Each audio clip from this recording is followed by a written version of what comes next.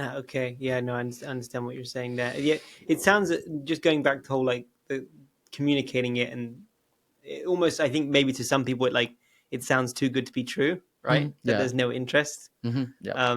So that's an interesting thing to have to communicate. And you also said because you're doing these individual approvals, it can just take a lot of time. Is there a way that you can like approve? Because you were saying there's like a proof of income.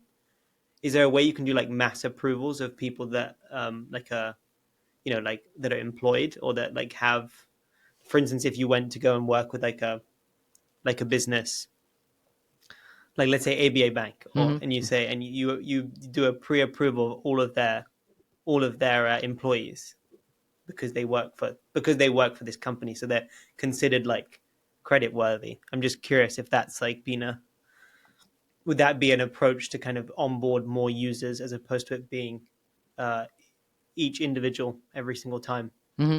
Actually, that was the first approach that we Mm. took.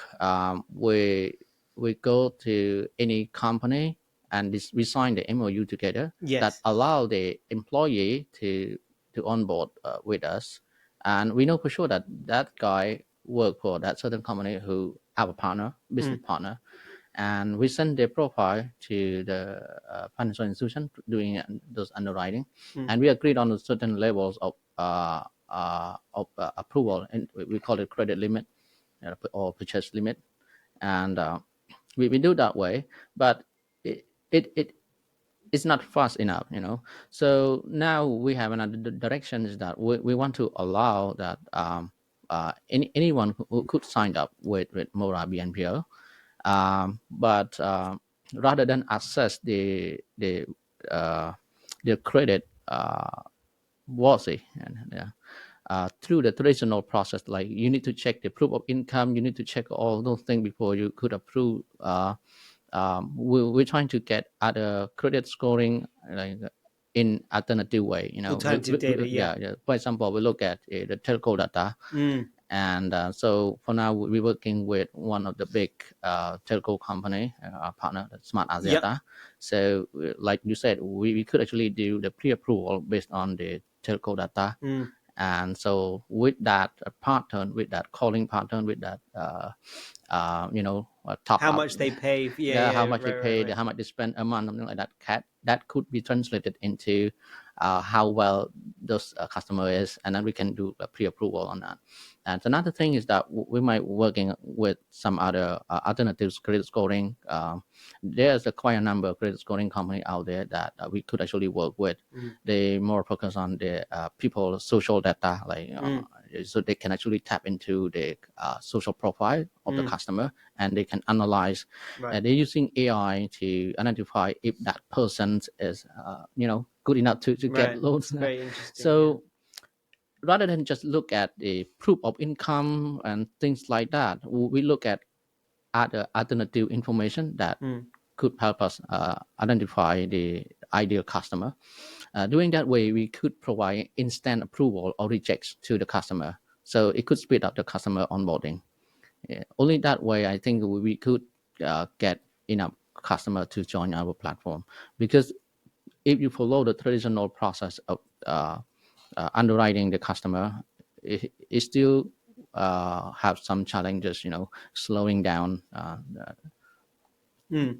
that Yeah. customer acquisition. It reminds me of this company. So when I lived in Kenya, Hmm. there's this company called Tala, Hmm. and they were. I mean, in Kenya was this, especially in East Africa, there's this big kind of fintech boom, and especially on the kind of lending side to people that don't have strong credit history. Hmm. And what was interesting is that she actually did this TED talk, the founder called Shivani, Hmm. and one of the key bits of data that they were looking at was geographical data. So it was like Oh. looking at how consistent you are in your geographical patterns. Hmm. So if you wake up at X time and then you go to work and you come back here and you do this and you're like very consistent in your geographical movements, you're actually a person that's it's like a very consistent person to lend to. Whereas if It's, you're like all over the place and you jump from there to there to there to there, it's like um, you have a stable job.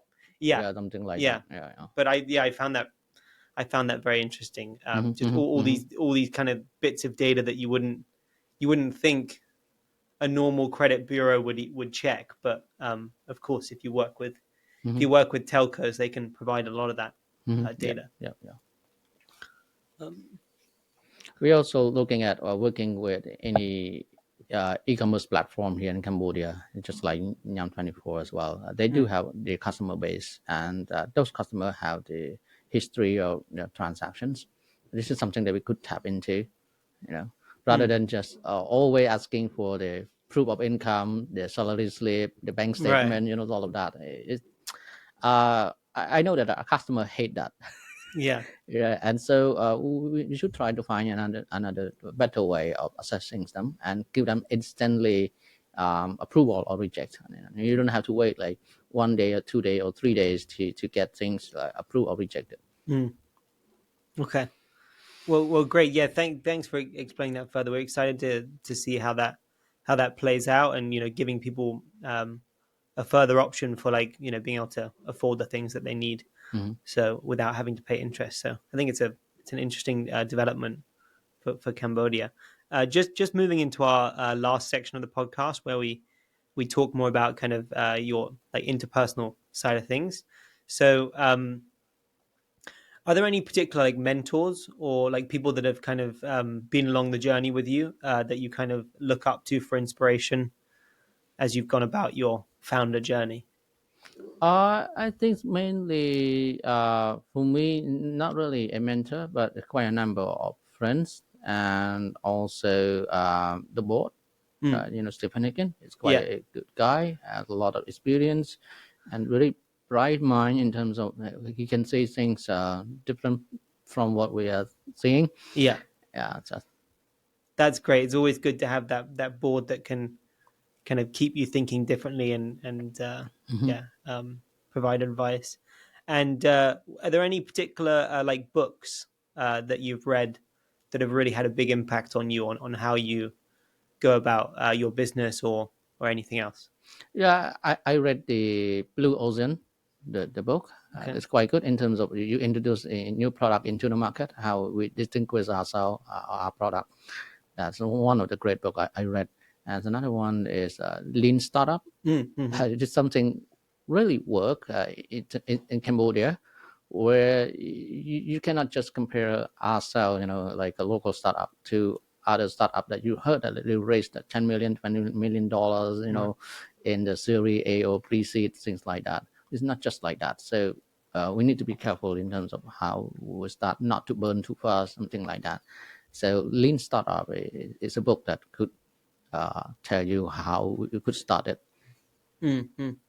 Maybe just a quick follow up on that. How do you when you look out onto the new startups coming out in Cambodia today? Um, do you kind of are you quite are you quite positive about the future of the startup space in Cambodia, or do you think is there a lot of kind of hurdles needed to overcome before you can see businesses here be valued at kind of the valuations that you see regionally?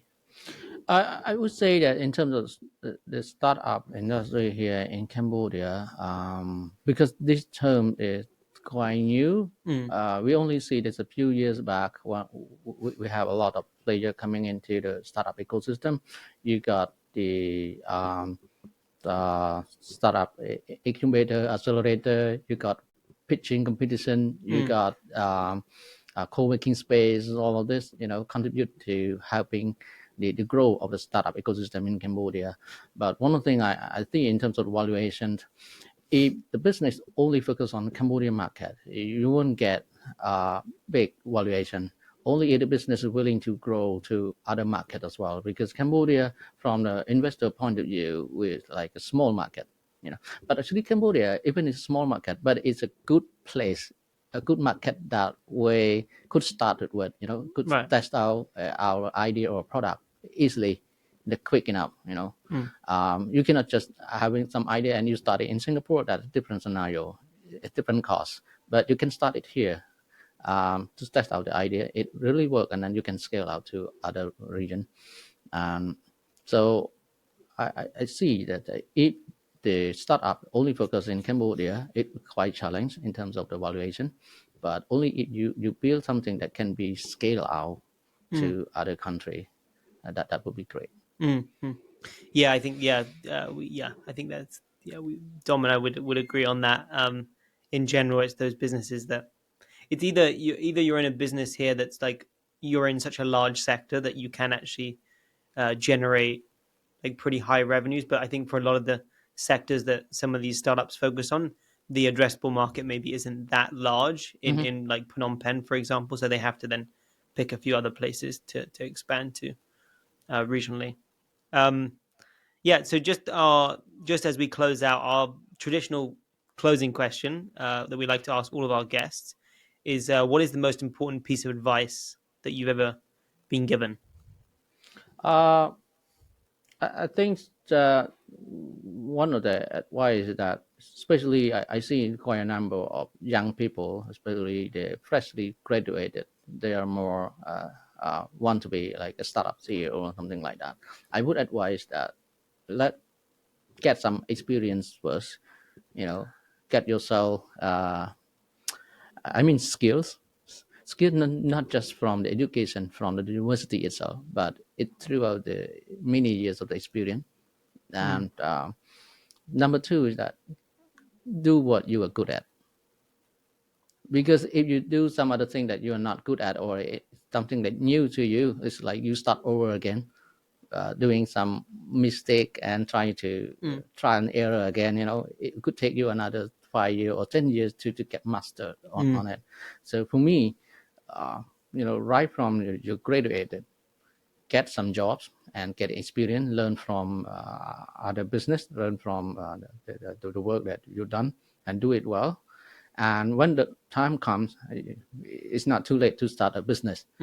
So for me, I don't advise people to start the business right away, like from they are graduated. Right. I think I've seen some data on that. I think statistically, the best year for like the best age to be a startup founder is in your 40s.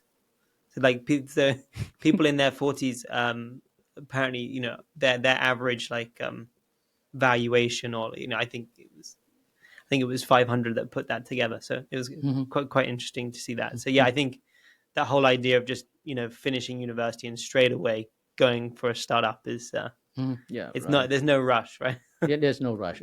People have the misconcept that if they can build a product, they think that they can actually sell that. You can run a business out of that product. It's not true, because only if you can build a product does not mean you can run the business out of it. Because running a business, you need some other skill, Yeah. like sales, marketing, managing people, financial management, some Yeah. sort of that.